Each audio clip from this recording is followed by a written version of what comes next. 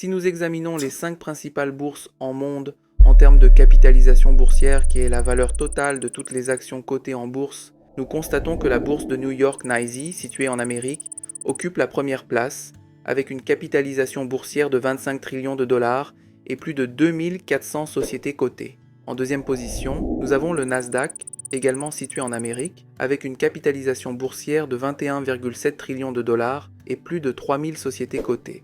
En troisième position, nous trouvons Euronext, situé aux Pays-Bas, avec une capitalisation de 7,2 trillions de dollars et 962 sociétés cotées.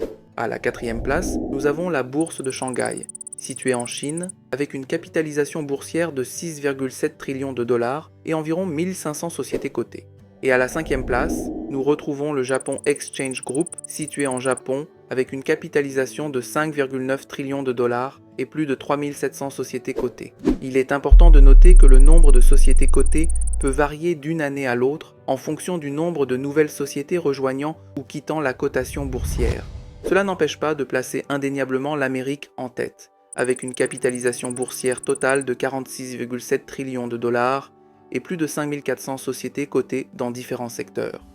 La bourse américaine est souvent le théâtre de mouvements significatifs, que ce soit dans les small caps, qui sont des actions à très bas prix, généralement entre 1 et 10 dollars, avec une capitalisation boursière n'excédant pas les 2 billions de dollars. Les mid caps, qui sont des actions de moyenne capitalisation entre 2 et 10 billions de dollars. Les large caps, actions dont la capitalisation boursière est comprise entre 10 et 200 billions de dollars. Ou les méga caps, également connus sous le nom de blue chip, comme Apple, Google, Microsoft, qui ont une capitalisation boursière égale ou supérieure à 200 billions de dollars. Cette diversité en prix permet aux traders de différents capitaux d'exploiter les mouvements réguliers dans tous ces types d'actions. Une fois que vous ouvrez un compte avec un broker américain ou un broker offshore, vous aurez accès à plus de 5400 sociétés cotées, que ce soit sur le marché de New York ou sur le Nasdaq.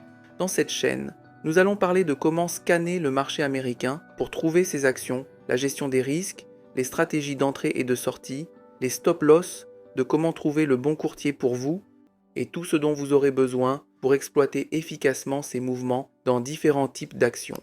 Assurez-vous de vous abonner et d'activer les notifications pour ne pas manquer la prochaine vidéo.